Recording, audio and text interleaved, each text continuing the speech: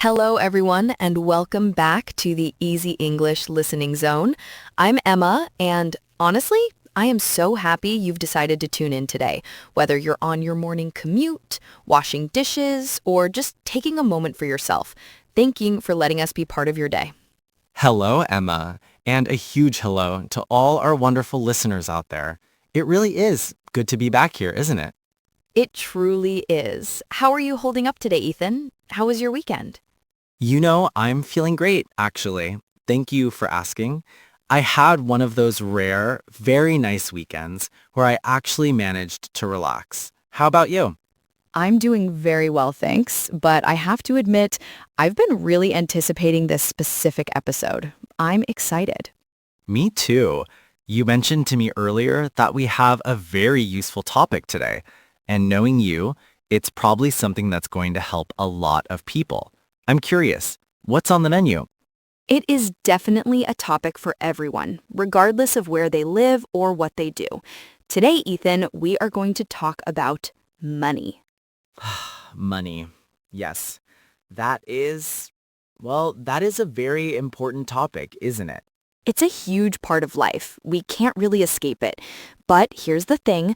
We're going to learn some easy English words to talk about it, but more importantly, we're going to share some genuinely easy ways to save money and finally make a budget that actually works. That sounds perfect. Emma, I think for many people, myself included sometimes, talking about money feels heavy. It feels difficult. But if we can make it simple, that would be a game changer. That is exactly the plan. We want to take the fear out of finance. But before we dive into the deep end, we do have a tiny, humble request for everyone listening right now. Yes, we do. If you enjoy these conversations and find them helpful, please take a quick second to give us a like. It sounds small, but it really helps us keep going. And of course, please subscribe to the Mr. English channel so you never miss a new episode. And share this with your friends who are learning English. Building a community is what this is all about. Your support is truly amazing. Okay, Emma, I'm ready. I've got my thinking cap on. Let's talk about money. Let's do it. So let's strip it back to basics. Ethan, think about your day. We all use money pretty much every single day, don't we? We absolutely do. We buy things constantly. Just thinking about my morning, I buy food. I almost always buy a coffee to wake up, and I buy a ticket for the bus to get to the studio. Me too. And in English, this action, giving money to get something in return, is simply called spending money. Right. So when I hand over cash for that coffee or top my card for lunch, I spend it. It's gone. I understand. Exactly. But here is where it gets interesting. To be good with money, you have to understand two concepts. In life, we have needs and we have wants. Needs and wants. I've heard those words, but they sound deceptively simple. They are two very important words when we talk about money. So break it down for me. What is the real difference? Good question. Let's look at a need first.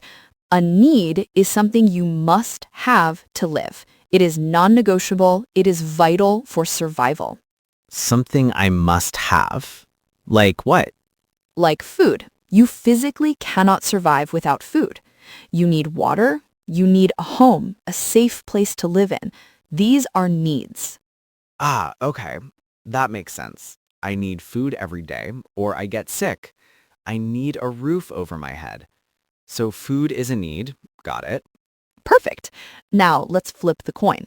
A want is something you would like to have. It brings you joy, it's fun, it's nice, but you do not need it to stay alive. Something I'd like to have, but don't strictly need. Can you give me a concrete example? Sure. Think about a new video game. It's fun, right? But it's a want. Or maybe a very fancy, expensive designer jacket. Ooh, the jacket. Yeah, it's nice, but you don't need it to stay warm. My old jacket works just fine. Exactly. Your old jacket keeps you warm. The new expensive one is a status symbol. It's a want. Or let's go back to your morning routine. Think about coffee. Don't tell me coffee is a want, Emma. I feel like I need it. Well, a simple coffee might be a daily habit, but maybe going to a very expensive cafe 5 times a day, that is definitely a want. Okay, you have a point there. One coffee is okay, but 5 expensive coffees, yeah, that's a want. I get it. And honestly, Ethan, understanding the difference between needs and wants is the absolute first step to managing your money. It's about being honest with yourself. Well, that's a great start. Needs are essential, wants are extra. I will remember that. So, once we know the difference, what's next? Next, we have to talk about the B word, a budget. A budget. I hear this word a lot. It sounds a little serious, maybe even a little restrictive, like a diet for my wallet. It can sound serious, I agree, but I want you to reframe it. A budget is actually a very helpful friend. It's just a plan for your money. A plan for my money. Okay, I like the sound of that better than restriction. How does it actually work? It's simple. A budget helps you see 2 things clearly, your money in and your money out. Money in and money out. Okay, let's define those. What is money in? Money in is all the money you receive. For most people, this is their salary from their job. It's the money that hits your bank account. So the money I get from my work every month is my money in. Easy. Yes, that's it. And money out is all the money you spend. So your food, your coffee, your bus ticket, your rent for your apartment, this is all money out. Right. Everything leaving my pocket. Got it. You got it. A budget is just a way to look at those 2 things together, your money in and your money out, so you aren't blind to what's happening. So how do I actually make one? Do I need complex software? Do I need a computer? No, not at all. You can start with something very simple, a notebook and a pen. A notebook. I like that. It feels tactile. It's easy. It is. You can simply open a fresh page and make 2 columns. On one side of the page, write money in. On the other side, write money out. Money in and money out. I can do that. Even I can do that. Great. Under money in, you write your salary for the month. Done. My salary is listed under money in. Now, for the scary side, the money out side. Yes, the money out side. Here is the challenge, Ethan. For 1 month, I want you to try to write down everything you spent money on. And I mean everything, even a small chocolate bar. Everything? Really? Your rent, bills, food, even the coffee? And the chocolate bar? Yes, every single penny. Wow. That will be interesting. I think you might be surprised where your money goes. I have a feeling I will be. I bet the small things really add up, don't they? They do. That little coffee every day or that snack in the afternoon. If I buy a coffee for $3 every day, in 1 month, that is actually a lot of money. It's almost $100. Exactly. And that's why we do this. A budget is like a map. It shows you where your money is going. It doesn't tell you what to do. It doesn't judge you. It just gives you information. A map for my money. I love that idea, Emma. It feels less scary now. It feels like guidance. Welcome back. So, before the break, we talked about the budget as a map. Now, Ethan, imagine you've done it. You've tracked your spending for a month. You look at that notebook. What do you think you'll see? Well, if I'm honest, I think I'd see my needs, my rent, my grocery basics, but then I'd see a whole lot of wants. Exactly. And this is the magic moment. This brings us to our next big topic, saving money. This is the part I really want to hear. I want to save, but sometimes it feels like I just don't have enough left over. How does the budget help? The budget shows you where the leaks are. You look at that list of wants. Remember those 5 expensive coffees you joked about? Yeah, I'm looking at them in my mind right now. They look delicious, but expensive. Right. So you look at your wants list and ask, can I spend less here? For example, instead of buying a fancy coffee every single morning, you could make coffee at home on some days. Make it at home. It sounds obvious, but it is much cheaper, isn't it? It is significantly cheaper. You save a little money every day. And here is the secret, Speaker 2.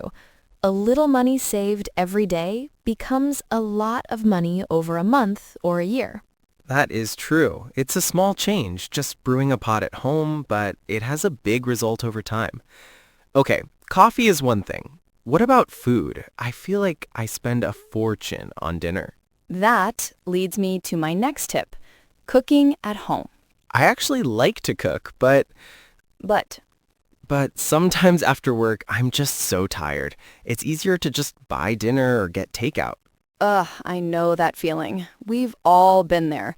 But eating at restaurants or ordering takeout is almost always a want. It costs so much more money. It really does. So cooking at home is the way to go. Yes. And here is a super tip for you. Cook extra. Make enough for dinner, but save a portion for lunch the next day. Cook once, eat twice. Exactly. Then you aren't buying an expensive sandwich at work the next day. You're saving money on lunch too. It's about making small, smart choices. I like these smart choices. They don't feel impossible. Do you have any more tips, maybe for when I actually go to the store? I do. This one is critical. Never go to the supermarket without a shopping list. A shopping list. Why is that so important? I usually just walk around and grab what looks good. And that is the trap. When you have a list, you know exactly what you need. Milk, bread, eggs. You go in with a mission. You only buy the things on your list. I see. So I don't buy the extra things that I want but don't need. Exactly. Like that big bag of cookies or that extra tub of ice cream that catches your eye. The supermarket is full of wants, isn't it? I always see things I want. It is designed that way. A list helps you stay focused. It's a plan for your shopping, just like a budget is a plan for your money. It's all about planning. I'm sensing a theme here, Emma. You are catching on fast. Now, Ethan, saving can sometimes feel a bit boring or difficult. So here's something to make it fun. You need a saving goal. A saving goal. You mean like a target? Yes. A goal is something you want to achieve in the future. It gives you a reason to save. Ask yourself, why am I doing this? Why am I saying no to the cookies? A reason to save? Well, honestly, I would love to go on a vacation next year. Perfect. A vacation is a fantastic saving goal. Or maybe it's something tangible, like a new phone or a bicycle. Oh, I really do want a new bicycle. My old one is, well, let's just say it's seen better days. It's very, very old. There you go. A new bicycle is your saving goal. But how does just having the goal help me save? It helps you stay motivated. Imagine this. You're standing in a cafe. You see an expensive piece of cake. Okay, I'm visualizing the cake. It looks good. But then you think, do I buy this cake now, or do I put this money away for my new bicycle? That is powerful. I can actually see the bicycle in my mind. Right? The cake is nice for 5 minutes, but the bicycle is a bigger dream. It makes the choice easier. I'm not just not spending money. I'm actively saving for my bicycle. It feels positive. That is a wonderful way to articulate it. It's not about losing something now, the cake. It's about gaining something better later. My new bicycle. I like this mindset shift. And you can make it visual too. Put a picture of the bicycle on your wall or even as the wallpaper on your phone. I love that idea. So I can see my goal every single day. It reminds me why I am saving. It keeps the dream alive. Okay, so I have my budget. I'm making small changes, cooking, making coffee, and I have a goal, my bicycle. But Emma, physically, where do I put the money? The logistics. That is the final piece of the puzzle. Okay, Ethan, we have the plan, we have the goal. Now, where do we physically put this money so we don't spend it by mistake? That is the million-dollar question. If it stays in my pocket, I might spend it on a snack. Exactly. So for the bigger amounts, you should open a separate bank account just for your savings. A savings account. So I have one account for my daily spending, bills, food, bus tickets, and a totally different one for saving? Yes, keep them separate. Every week or month, you move a little money into that savings account. Because it is separate, you won't touch it. I won't spend it by accident? That makes a lot of sense. Out of sight, out of mind. Correct. Now, for the smaller amounts, I have a fun old-fashioned tip for you. Old-fashioned. I'm intrigued. Get a piggy bank. A piggy bank? You mean those little pink pigs for children? Yes, but it works for adults too. It is perfect for your coins. My coins? You mean the small change I get back when I buy something? Exactly. Think about it. At the end of every day, you empty your pockets. You take all those loose coins and drop them into the piggy bank. Clink, clink. But Emma, it's only a few cents or pennies a day. Does that really help? You would be so surprised. You don't miss those coins day by day, but after a few months or a year, when you finally open that pig, there will be a lot of money inside. Wow. It's like finding hidden treasure in your own home. It is. It is a very easy, satisfying way to save without thinking too much about it. I am definitely going to do this. I'm going to get a big glass jar, and I'm going to call it the bicycle jar. The bicycle jar. I love it. That is the perfect name because it connects your money directly to your dream. This has been amazing, Emma. I feel so much more in control. I'm so glad to hear that. Before we wrap up, let's do a quick review. We learned 5 easy steps today. Can you remember them? I think I can. Step 1 was understanding the difference between needs, what we must have, and wants, what we would like to have. Perfect. And step 2? Step 2 was to make a budget using a simple notebook, writing down money in and money out to see where the cash is going. Spot on. Step 3. Step 3 was finding small ways to save, like cutting out the expensive coffees or using a shopping list so we don't buy things we don't need. Yes, small changes make a big difference. Step 4. Step 4 was to have a saving goal, something exciting to keep us motivated, like my new bicycle. And finally, step 5. Step 5 was the fun one. Use a piggy bank or a jar for your loose coins. You remembered everything. Good job, Ethan. Thank you, Emma. Your tips were so clear. And you know what? The English words weren't too difficult either. Money, budget, save, spend, cost, goal. I feel like I'm already talking like a finance bro. It's fantastic. It's about being in control of your money, and that is a very good feeling. A very good feeling indeed. Wow, look at the time. Our time is flying by. I know. Talking about money was actually fun. I'm starting my bicycle jar tonight. Thank you for these great ideas, Emma. You are very welcome. And to all our listeners, remember, even a small step is a good start. And before we go, we would love to hear from you. Please leave a comment for us. Tell us, what is your saving goal? Yes. Are you saving for a trip, a new phone, a car? We're excited to read your answers. Writing them down in English is great practice too. And please, if you enjoyed this episode, don't forget to subscribe to the Easy English Listening Zone and share this with your friends. Let's help everyone manage their money in a fun way. Thank you so much for listening today. Until next time, everyone. Goodbye. Bye for now. See you in the next episode.